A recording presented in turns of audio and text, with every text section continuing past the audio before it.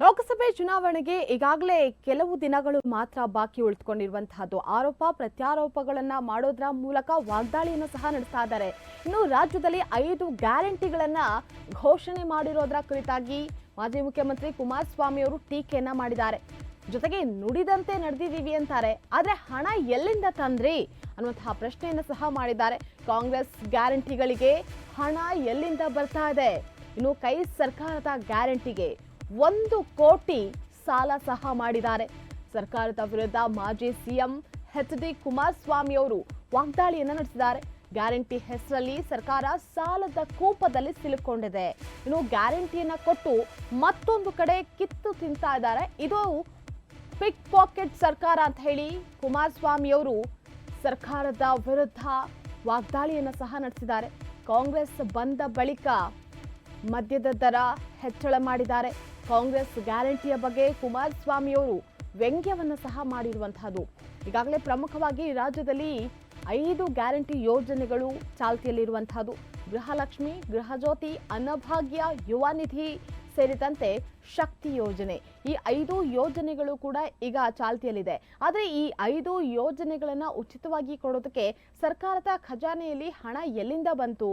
ಈಗಾಗಲೇ 1 ಕೋಟಿ ರೂಪಾಯಿ ಸಾಲ ಮಾಡಿದ್ದಾರೆ. ಇನ್ನು ಒಂದ್ ಕೈಯಲ್ಲಿ ಕೊಟ್ಟು ಮತ್ತೊಂದು ಕೈಯಲ್ಲಿ ಕಿತ್ಕೊಳ್ಳುವಂತಹ ಪಿಕ್ ಪಾಕೆಟ್ ಸರ್ಕಾರ ಅಂತ ಹೇಳಿ ಕುಮಾರಸ್ವಾಮಿ ಅವರು ಸರ್ಕಾರದ ವಿರುದ್ಧ ವಾಗ್ದಾಳಿಯನ್ನು ಸಹ ನಡೆಸಿದ್ದಾರೆ. ಕಾಂಗ್ರೆಸ್ ಸರ್ಕಾರ ಬಂದ ಬಳಿಕ ಮದ್ಯದ ದರ ಸಹ ಹೆಚ್ಚಳ ಆಗಿದೆ. ಇನ್ನು ಕಾಂಗ್ರೆಸ್ ಗ್ಯಾರಂಟಿಯ ಬಗ್ಗೆ ಕುಮಾರಸ್ವಾಮಿ ಅವರು ವ್ಯಂಗ್ಯವನ್ನ ಮಾಡಿದ್ದಾರೆ. ಗ್ಯಾರಂಟಿ ಸ್ಕೀಮ್ ಅಂತೇಳಿ 5 ಗ್ಯಾರಂಟಿ ಸ್ಕೀಮ್ನ ಘೋಷಣೆ ಮಾಡಿಬಿಟ್ರು. ಮನೆಗೆ ಅದೇಂಥದ್ದು ಅಧ್ಯಕ್ಷರು ಅಲ್ಲಿಂದ ನಮ್ಮ ಮಾಜಿ ಮುಖ್ಯಮಂತ್ರಿಗಳು ಲೆಟರ್ಗೂ ಸೈನ್ ಹಾಕಿ ಹಿಂದ್ಗಡೆ ಎಲ್ಲರ ಮನೆಗೂ ಹಂಚಿಸ್ಬಿಟ್ರು. ಆಯಿತು, ಸರ್ಕಾರವನ್ನು ಮಾಡಿದ್ರು. ನುಡಿದಂತೆ ನಡೆದಿದ್ದೇವೆ ಅಂತ ದಿನ ಬಿಡ್ಕತಾವ್ರೆ. ನಡೆದಿದ್ದೀರಪ್ಪ, ಒಪ್ಕೋತೀನಿ, ನಡೆದು ಬಿಟ್ಟಿದ್ದೀರಿ. ದುಡ್ಡು ಯಾವುದು ಹಾಕಿದಿರಿ? ಈ ವರ್ಷ ಹೇಳಿದ್ದಾರೆ 52,000 ಕೋಟಿ ಇದಕ್ಕೆ ಖರ್ಚು ಮಾಡಿ. ಈ 52,000 ಕೋಟಿ ಒಂದ್ಸದ ಹೆಂಗ್ ಹೊಂದ್ಸವ್ರೆ? 1,05,000 ಕೋಟಿ ಸಾಲ ಮಾಡೋರೆ.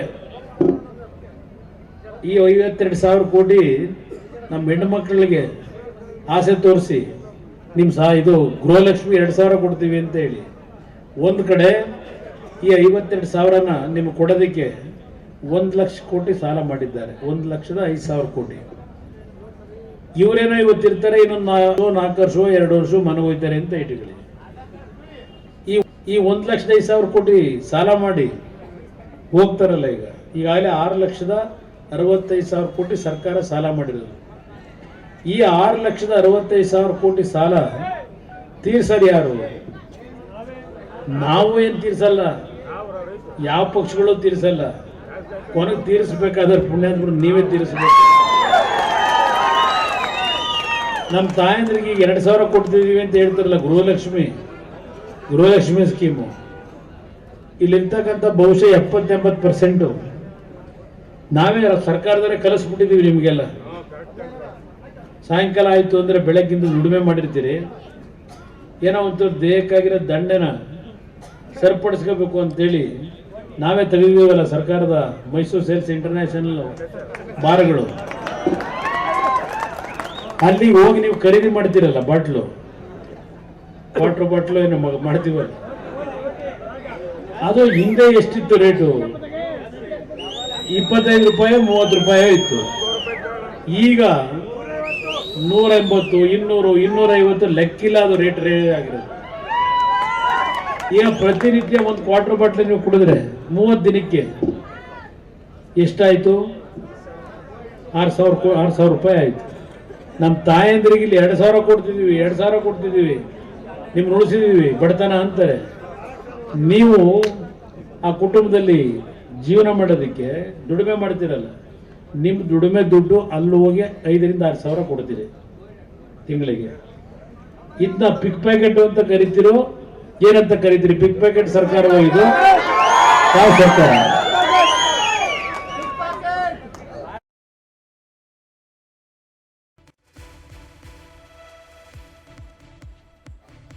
ಕಾಂಗ್ರೆಸ್ ಗ್ಯಾರಂಟಿಗಳಿಂದ ಮಹಿಳೆಯರು ದಾರಿ ತಪ್ಪಿದ್ದಾರೆ ಅನ್ನುವಂತಹ ಹೇಳಿಕೆಯನ್ನ ಕೊಡೋದ್ರ ಮೂಲಕ ಮಾಜಿ ಮುಖ್ಯಮಂತ್ರಿ ಕುಮಾರಸ್ವಾಮಿ ಅವರು ಹೇಳಿಕೆಯನ್ನ ಕೊಟ್ಟಂತಹ ವಿಚಾರಕ್ಕೆ ಸಂಬಂಧಪಟ್ಟಂತೆ ರಾಜ್ಯ ಮಹಿಳಾ ಆಯೋಗದ ನೋಟಿಸ್ಗೆ ಹೈಕೋರ್ಟ್ ತಡೆಯನ್ನ ಸಹ ನೀಡಿದೆ.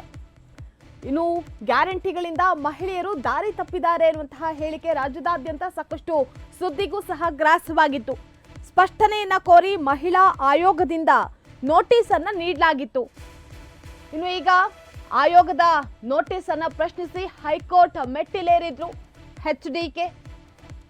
ರಾಜ್ಯ ಮಹಿಳಾ ಆಯೋಗಕ್ಕೆ ಹೈಕೋರ್ಟ್ ನೋಟಿಸ್ ಅನ್ನ ನೀಡಿದೆ. ಕಾಂಗ್ರೆಸ್ ಗ್ಯಾರಂಟಿಗಳಿಂದ ಮಹಿಳೆಯರು ದಾರಿ ತಪ್ಪಿದ್ದಾರೆ ಎನ್ನುವಂತಹ ಮಾಜಿ ಮುಖ್ಯಮಂತ್ರಿ ಕುಮಾರಸ್ವಾಮಿ ಅವರ ಹೇಳಿಕೆಯ ವಿಚಾರಕ್ಕೆ ಸಂಬಂಧಪಟ್ಟಂತೆ ಮಹಿಳಾ ಆಯೋಗದ ಕ್ರಮ ವ್ಯಾಪ್ತಿ ಮೀರದಂತೆ ಕೋರ್ಟ್ ಸೂಚನೆಯನ್ನ ನೀಡಿರುವಂತಹದ್ದು.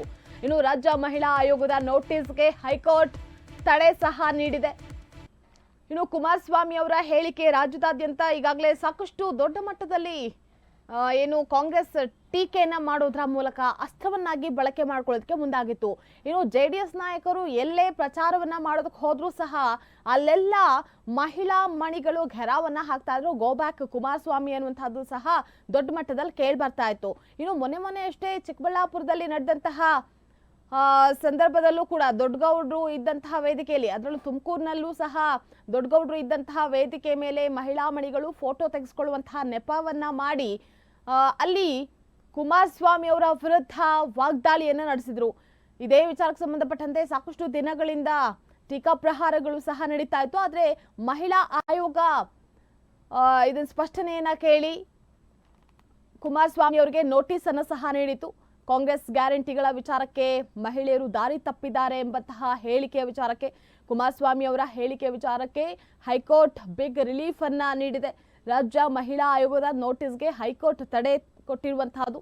ಗ್ಯಾರಂಟಿಗಳಿಂದ ಮಹಿಳೆಯರು ದಾರಿ ತಪ್ಪಿದ್ದಾರೆ ಎಂದಿದ್ದಂತಹ HDK ಅವರ ಸ್ಪಷ್ಟನೆ ಕೋರಿ ಮಹಿಳಾ ಆಯೋಗದಿಂದ ನೋಟಿಸ್ ನೀಡಲಾಗಿದ್ದಂತಹ ವಿಚಾರಕ್ಕೆ ಆಯೋಗದ ನೋಟಿಸ್ ಅನ್ನ ಪ್ರಶ್ನಿಸಿ ಹೈಕೋರ್ಟ್ ಮೆಟ್ಟಿಲೇರಿದ್ರು HDK. ರಾಜ್ಯ ಮಹಿಳಾ ಆಯೋಗಕ್ಕೆ ಹೈಕೋರ್ಟ್ ನೋಟಿಸ್ ಅನ್ನ ನೀಡಿದೆ. ಮಹಿಳಾ ಆಯೋಗದ ಕ್ರಮ ವ್ಯಾಪ್ತಿ ಮೀರದಂತೆ ಕೋರ್ಟ್ ಸೂಚನೆಯನ್ನ ನೀಡಿದೆ. ರಾಜ್ಯ ಮಹಿಳಾ ಆಯೋಗದ ನೋಟಿಸ್ಗೆ ಹೈಕೋರ್ಟ್ ತಡೆ ನೀಡಿದೆ.